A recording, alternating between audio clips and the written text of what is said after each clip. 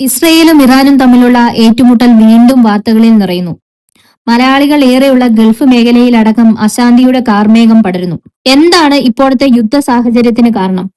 നമുക്ക് പരിശോധിക്കാം. ഏവർക്കും സ്റ്റോറി ഇൻ ഹിസ്റ്ററിയിലേക്ക് ഹാർദമായ സ്വാഗതം. പതിറ്റാണ്ടുകൾ നീണ്ട ശത്രുതയാണ് ഇരു രാജ്യങ്ങളും തമ്മിലുള്ളത്. അമേരിക്കയും അതിലൊരു പങ്കാളിയാണ്. മിഡിൽ ഈസ്റ്റിലെ ഏറ്റവും സുപ്രധാനമായ ഒരു ഇസ്ലാമിക രാഷ്ട്രമായി വളരാൻ ആഗ്രഹിക്കുന്ന ഇറാൻ 2040 ഇസ്രയേലിനെ തുടച്ചു നീക്കാനും പദ്ധതിയിടുന്നു. ഇസ്രയേലും അമേരിക്കയും ചേർന്ന് ഇറാനെ ഒതുക്കാനും അവിടെ ഒരു പാവ സർക്കാരിനെ കൊണ്ടുവരാനുമാണ് മറുവശത്ത് ശ്രമിക്കുന്നത്. മുൻപ് സൗഹൃദത്തിലായിരുന്ന ഇറാനും ഇസ്രയേലും തമ്മിൽ തെറ്റുന്നത് 1979 ഇറാനിലുണ്ടായ ഇസ്ലാമിക് റവല്യൂഷന് ശേഷമാണ്. ഇസ്രയേൽ എന്ന രാഷ്ട്രത്തെ പൂർണ്ണമായും നിരാകരിക്കുന്ന നിലപാടിലേക്ക് ഇറാൻ മാറി. മിഡിൽ ഈസ്റ്റിൽ ആധിപത്യം ഉറപ്പിക്കാൻ ആഗ്രഹിക്കുന്ന ഇറാൻ ഇസ്രയേൽ പോലെ ജൂതന്മാർക്ക് മേൽക്കൈയുള്ള ഒരു രാഷ്ട്രം അവിടെ വളർന്നു വരുന്നത് ഇഷ്ടപ്പെടുന്നില്ല.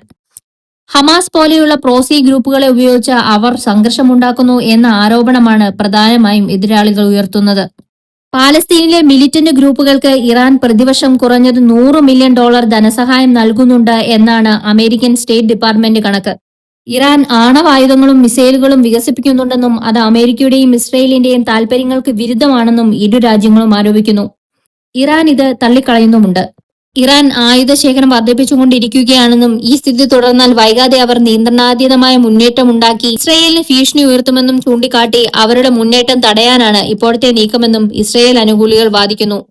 മറുവശത്ത് തങ്ങളുടെ പരമാധികാരത്തിന്മേലുള്ള കടന്നുകയറ്റമായാണ് ഇറാൻ ഇപ്പോഴത്തെ ആക്രമണത്തെ കാണുന്നത്.